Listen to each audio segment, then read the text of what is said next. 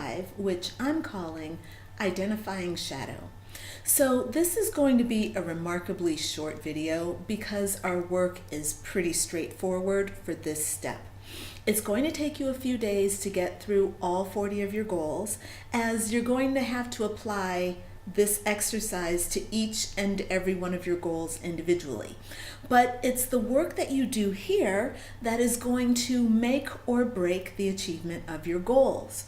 So in the last video, I asked you to explore the motivations behind your goals to discern if they are coming from the authenticity of your soul or if they're more ego-oriented. So for those you found to be more ego-based, I asked you to purify the motives behind them to make them more heart-oriented. The point there was that just because you had a goal that was motivated by ego, it didn't mean that you couldn't be more, that it couldn't be more soulful. So I used the example of my boyfriend goal. My ego wanted a boyfriend that it could control and manipulate to help keep its wounded values intact. When I purified the goal, I found that I still do have a desire for a boyfriend, but the goal is actually to be more open-hearted and more open-minded and devoted to intimacy and unconditional love, boyfriend or not. So I got rid of the boyfriend goal and I found myself really embracing the goal of being unconditionally loving with an open heart and open mind and open to new relationships of all kinds and being a better friend. That's a lot to get out of that exercise, but that's what it's all about. So I learned that my heart and soul just wanted me to be all about the love. The boyfriend will come or not come from that. So now we've gotten our goals to a more pure place. So we can look at the shadow energy that's surrounding our goals. So your shadow energy is going to help you assess your emotional readiness for your goals. So you might be thinking, hey, Crystalline, I'm totally emotionally ready to have my goals. I want that money. I want that job. I want that house. I want that perfect body. I want that success. Excellent. Okay, very good, friend. Good for you. I love that enthusiasm. I understand that on the surface, in your conscious mind, you are ready to handle the achievement of all your goals. But we have to look at the sabotaging shadow energy that is loitering below your conscious awareness. Now, this is important. I know that there's shadow energy, my friend, because if there wasn't any shadow energy, you probably wouldn't be doing this program. All those goals would already be yours and you'd have no issues with manifesting. And of course, the fact that we are divinity having a human experience is the issue that lets me know you have shadow, because the human experience is shadow. That's what makes us human. It's the darkness that is the contrast to the light. So let's say you're consciously in enthusiastic mode. Crystalline, I want that money. I want that job. I want that house. Boop, boop, boop. I want that perfect body. But your subconscious mind is saying, yeah, but if I get that money, then that will mean that I'm more successful than my older sister. And, she's always ahead of me and she's struggling right now. Her life is not really all that great. And, if I do better than her, then, maybe I'm not being such a loyal sister and, she always should be better. She's the successful one, the pretty one, and I'm the other one. And for that job, I'm not so qualified for it. I never really got my higher education. And, my home, my parents never owned their own home. I just don't know if I can do better than my parents. I want to be in the family structure. And if I exceed my family structure, then I'm probably not going to be part of the family anymore. We have to keep the same structures in the family, and if I break it, they might turn against me. I'll have no one. Who will I have? I'm telling you, this is big stuff, you know? And even when you look at like the great body, a lot of women kind of hide behind, heaviness. It's like it becomes a barrier, a lot of heaviness around the belly, around the breast. It helps to keep away, intimacy. So we have to watch these subconscious beliefs that are causing these emotions in us, And also we have to be very careful, because our subconscious mind could just be saying something like, I don't like myself. I'm not worthy of anything. I don't even deserve life. Now, my work as a spiritual empowerment coach, I've really seen a lot of these kinds of scenarios. And personally, in my own life, I have been depressive and even suicidal. I know that for many of you watching my videos, the dark stuff exists. So this is why we must do this work to explore the dark negative thinking that is operating below the level of our consciousness.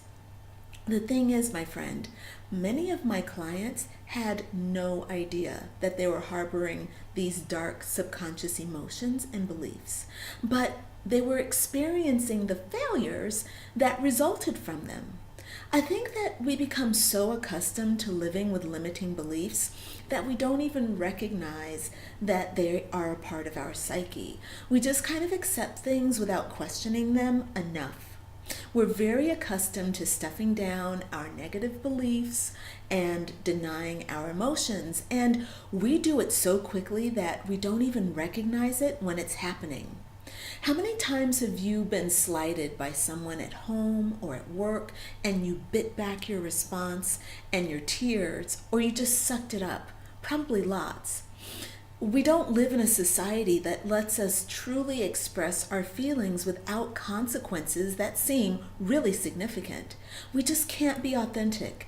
And many of us get into relationships where we should feel safe to be ourselves, but we just don't. So even in our intimacy, we harbor feelings for the sake of our partners. It's not until we sit down formally and really look deeply at ourselves and challenge our own beliefs and our behaviors that we can see what's really going on beneath the surface of our consciousness.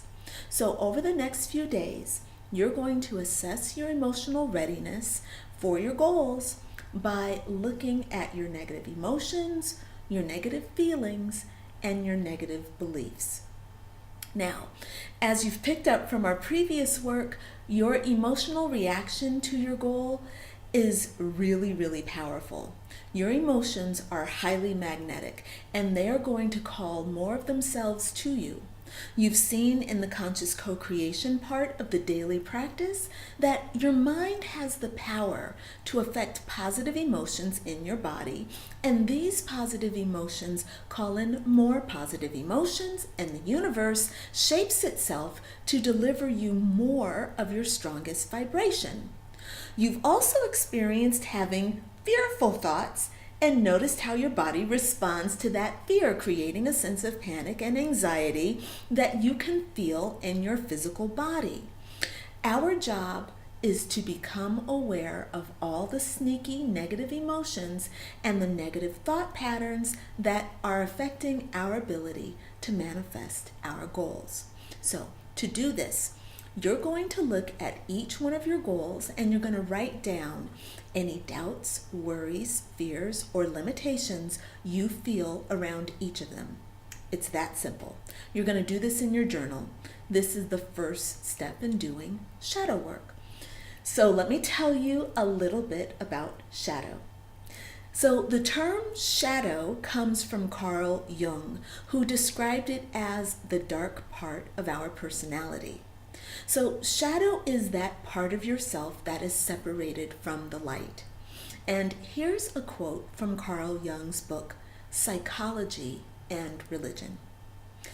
And it goes, "Everyone carries a shadow, and the less it is embodied in the individual's conscious life, the blacker and denser it is. If an inferiority is conscious, one always has a chance to correct it. Furthermore, it is constantly in contact with other interests, so that it is continually subjected to modifications. But if it is repressed and isolated from consciousness, it never gets corrected. And that's a damned shame. So imagine that you're walking down the street and you feel great. You feel wonderful. Your face is upturned slightly toward the sun and you're basking in the warmth and you've got good feelings. And because the sun is dazzling you, you don't notice that there's a crack in the pavement and you catch your toe and you fall and you tumble. So now you've landed, so your back is toward the sun and you're now looking behind you at a dark patch of something on the ground. You're seeing your shadow. So your shadow is the stuff that follows you on your journey through life. It's the collection of negative experiences, emotions, and resistances that can slow you down if you let it. So we'll be going more deeply into shadow in the coming videos. But for today, I want to keep things very simple and have you just acknowledge your fears, and in the next steps, we're going to actually deal with them. So you're going to do today's exercise in your journal for each one of your goals. So as an example, let's use my goal to be a marathoner. So I want to be marathon fit all the time for the rest of my life. I love the idea of running marathons, and so when I do my conscious co-creation with the universe, I can very easily see myself thriving. Now, when I looked at this goal to discern if it's spirit-centric or egocentric, I saw that it was egocentric. Ego was very much about the power it feels outwardly when it runs. And a lot of that power has nothing to do with the spirit of running itself. It has very much to do with the attention that it gets. So I used to run marathons and people would always comment on how great my figure was and how fast I was, and I was like a gazelle, and my ego really loved that attention a lot. And you have to also know that when you run marathons, you are running miles and miles every week. 40 miles a week is your training for a marathon. That's a lot of running, okay? And your body gets really strong, and your metabolism speeds up quite a bit. And it doesn't matter what your body shape is, what your size is. When you start running at that level, you start getting your body becomes a different type of machine. So the thing that my ego also loved was that I didn't have to control my eating, because I could barely eat enough to sustain myself, and I could be eating all day. I don't eat junk food, have no desire to eat junk food, but I love whole foods, and I can eat, this is just me now without exercising, I can eat thousands of calories of junk food because I have a compulsive eating disorder. So ego loved giving me marathons to run, putting marathon running as a goal so that I could eat and not have to control that egoic compulsion that was actually my fear making me compulsively eat, that emotional disconnection that was driving my eating. So not only did my ego love the attention, it really loved the fact that it was going to be able to eat as much as it wanted and hide behind eating.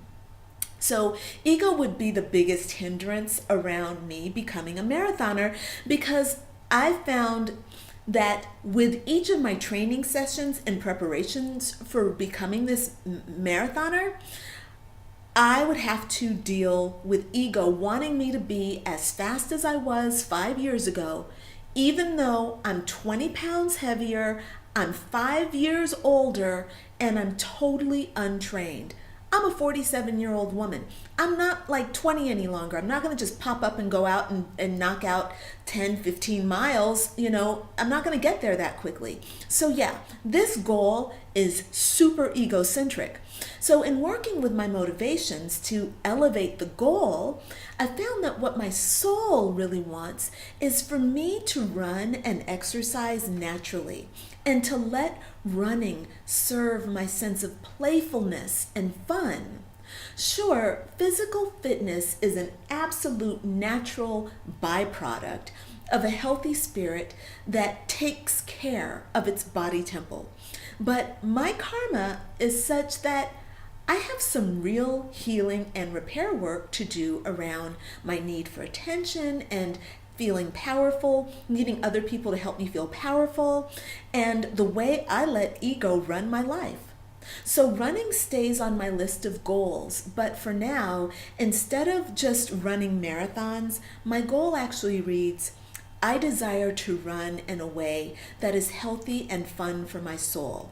I take my time and train according to my health, and I practice running from a place of open-hearted playfulness. Now, there's not really space for me to insert the word marathon in my goal at this point.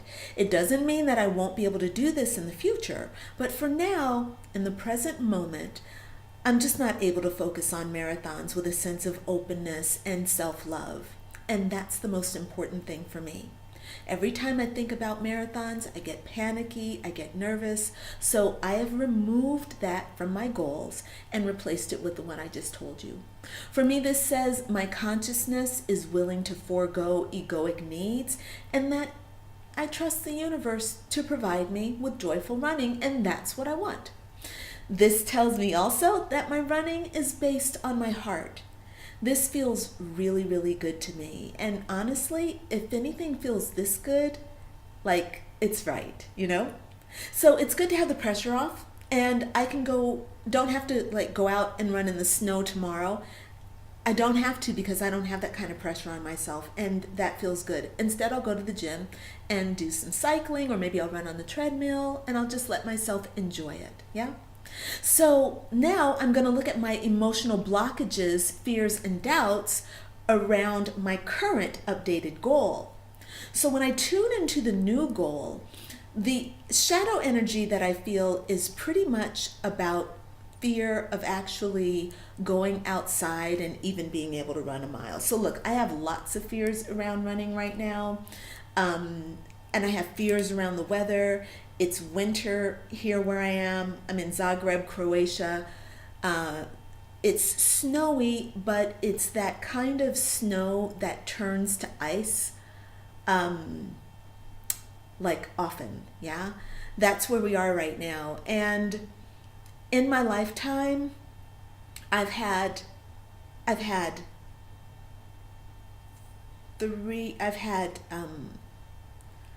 maybe four.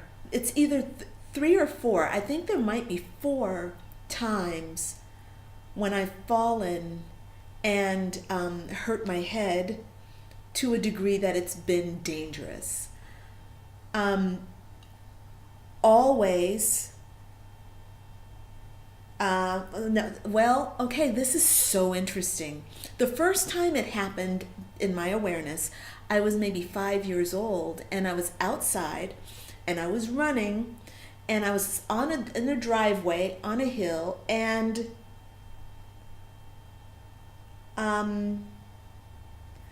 this is really painful. This is like some kind of karmic thing, so forgive me as I pause and stumble a little bit. But I was on a driveway, and I remember trying to stop, and my feet slipped, and I just smashed my head, had to go to the hospital, was so sick, nauseous from this head injury that I had as a child. That was one time. Another time, I was in France, and I didn't see this black ice, slid, fell, smashed the shit out of my head. Another time I was in Montreal, going down some stairs. I was holding on. Thank God I had a big coat and a hood.